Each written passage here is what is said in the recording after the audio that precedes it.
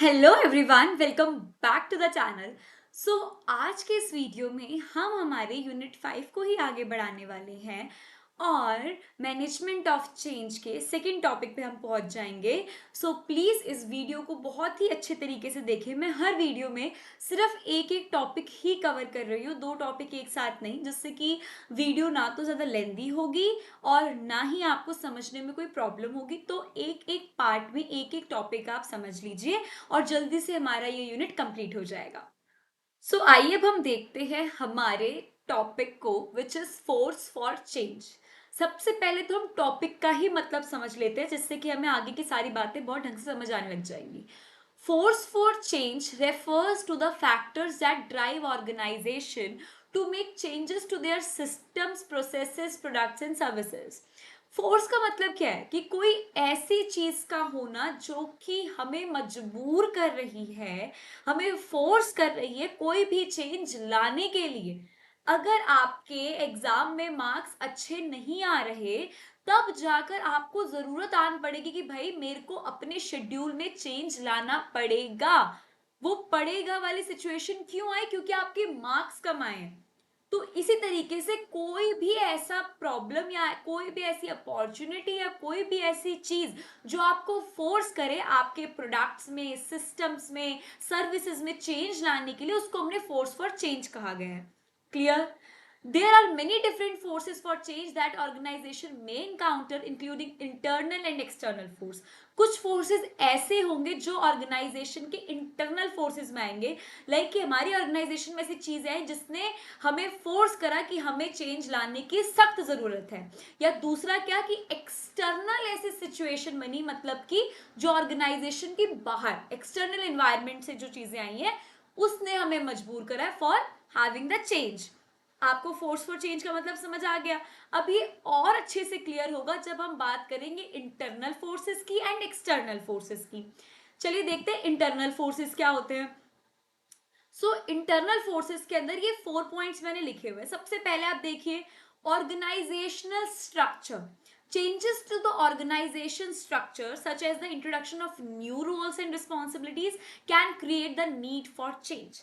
Of course अगर आपके organisation में आपको लग रहा है कि भाई काम अब ढंग से नहीं हो रहा, हमें रिस्पॉन्सिबिलिटीज बढ़ाने की जरूरत है या नई पोस्ट मतलब इंट्रोड्यूस करने की जरूरत है, हायर पोस्ट या फिर लोअर किसी भी तरीके की, तो उसमें हम क्या कर रहे हैं? चेंज लेकर आ रहे हैं ऑर्गेनाइजेशन के अंदर। और ये हम क्यों लेकर आ रहे हैं? क्योंकि हमें पता चल रहा है कि भाई काम अब ढंग से नहीं हो रहा। तो आपके ऑर्गेनाइजेशन के अंदर की बात है ना, बाहर बाहर के इन्वायरमेंट से कोई मतलब नहीं। आप अपनी ऑर्गेनाइजेशन के अंदर इस चीज को फील कर रहे हैं कि we need more responsibilities and roles. तो इस तरीके से आपको एक नीड आई for the change. So organisational structure का मतलब समझ आ गया। Okay, so now see technology. Advances in technology can create new opportunities and challenges for organizations, leading to the need for change. आप अच्छे तरीके से इस बात को जानते हैं कि अगर आप टेक्नोलॉजी के साथ नहीं चलेंगे, न्यू टेक्नोलॉजी के साथ, तो आप बहुत सारी अपॉर्चुनिटीज को लूज कर देंगे और काफी सारे चैलेंजेस भी फेस करने पड़ेंगे। सो यही चीज यहाँ पे है कि अगर नई टेक्नोलॉजी के हिसाब से नहीं बदले तो प्रॉब्लम आएगी। That's why we need to have a change in this field also. So यही चीज है कि leading to the need for change, technology की वजह से चेंज लेकर आना पड़ेगा। Now come to the third one, business strategy. Changes to the organisations business strategy such as entering new markets और लॉन्चिंग न्यू प्रोडक्ट्स। अब जब आपने एक प्लान करा कि अब से हम एक नई मार्केट में एंटर करेंगे या नए प्रोडक्ट्स को लेकर आएंगे, तो इससे क्या चीज आएगी? हमें चेंज लेकर आना पड़ेगा, नए डिपार्टमेंट्स बनाने पड़ेंगे, नए एम्प्लॉयज कंडक्ट करने पड़ेंगे। तो ये वाला जो बिजनेस स्ट्रैटेजी वाला पॉइंट है, ये भी हमें फोर्स करेगा for having a change. Clear? Then fourth one is process improvement. Organisations में initiate change in order to improve the efficiency. जो रेगुलरली हम जो चीजें सोचते कि हमें और एफिशिएंट होने के लिए कुछ चीजें सही करनी पड़ेंगी या कुछ नए चेंजेस लेकर आने पड़ेंगे, सारा पार्ट हमारा इंटरनल फोर्सेस के अंदर आता है, जिसकी वजह से हमें अपने ऑर्गेनाइजेशन में चेंज लाने पड़ते हैं। सिंपल और स्पष्ट भाषा में यही मतलब है इन चारों पॉइंट्स का। Is it clear?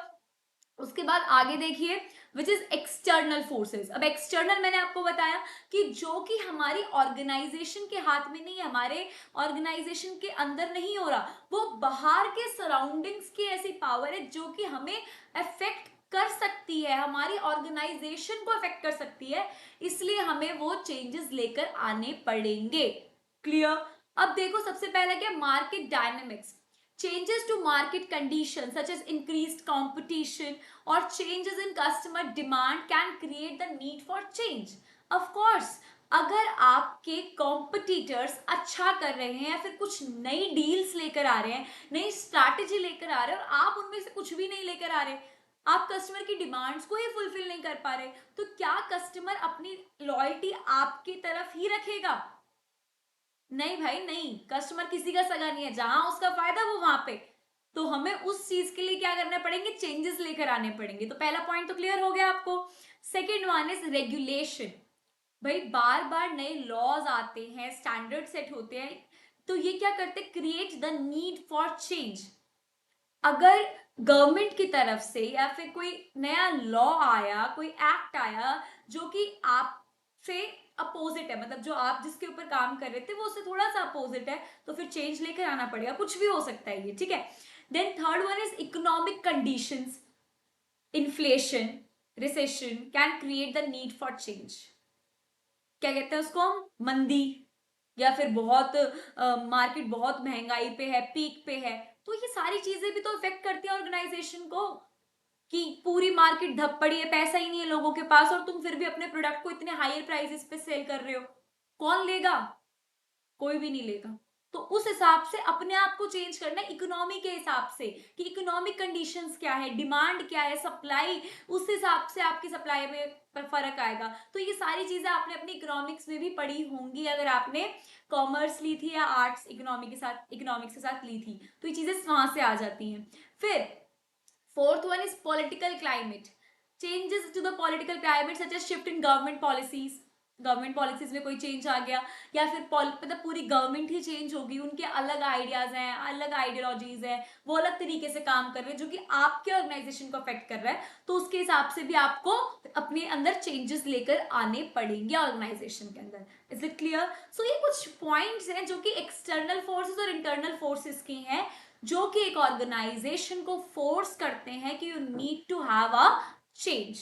क्लियर होती है बात यहाँ पे? हाँ जी, मैंने आपको स्टार्टिंग में बोला था कि मैं सिर्फ एक टॉपिक ही कराऊंगी, बट ये छोटा सा टॉपिक है, सो कर लेते हैं। So yes, need for change. So need for change का क्या मतलब है कि ज़रूरत, हमने जो बात करी वो फोर्सेस थे कि इनकी वजह से हमें चेंज लाना पड़ा।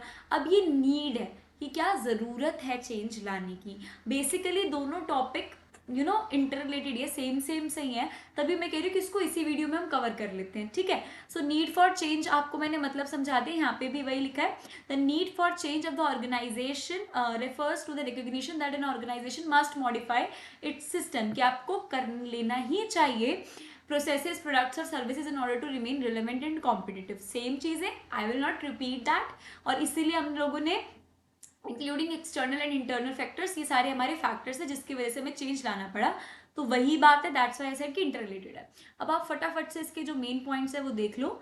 सबसे पहले इनएफिशिएंसी, ऑर्गेनाइजेशन में recognise the need for change when they realise that there existing systems, processes और प्रोडक्ट्स आर इनएफिशिएंट। जब किसी चीज में कमी है तभी तो ये लगेगा ना कि भाई हाँ, चेंज लाने की जरूरत है, और क्यों लाने की जरूरत है वो सारे हमने फैक्टर्स पढ़ लिए। बात समझ आ गई? देन कस्टमर डिमांड्स, लोगों की डिमांड्स को फुलफिल करने के लिए वी नीड दैट। ऑर्गेनाइजेशन में need to change in response to changing customer demand, like नए प्रोडक्ट लाना, फैशन के साथ चलना, ट्रेंड्स के साथ चलना। Clear? And the third one is market conditions. Now market conditions क्या कहती है, जैसे कि increased competition, changes in customer demand, ये वही बातें जो हमने सारी एक्सटर्नल फैक्टर्स के अंदर पढ़ी हैं। अभी लास्ट 3 पॉइंट्स हैं, देखिए। टेक्नोलॉजिकल एडवांसमेंट्स जो हमने बात करी इंटरनल फैक्टर के अंदर, वही है नीड फॉर चेंज में भी, कि ये नई अपॉर्चुनिटीज एंड चैलेंजेस क्रिएट करती हैं एंड उसकी वजह से हमें चेंज की रिक्वायरमेंट होती है।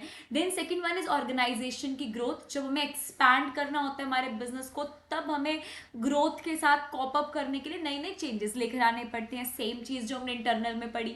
Then the third one is legal and regulatory changes, जैसे रेगुलेशंस में चेंज आए, कोई नया प्रोविजन पास हुआ, लॉ पास हुआ, स्टैंडर्ड्स में कोई चेंज आया, तो जिसकी वजह से हमें अपने ऑर्गेनाइजेशन में भी चेंज लाना पड़ेगा। ये हमने एक्सटर्नल में पॉइंट पढ़ा था।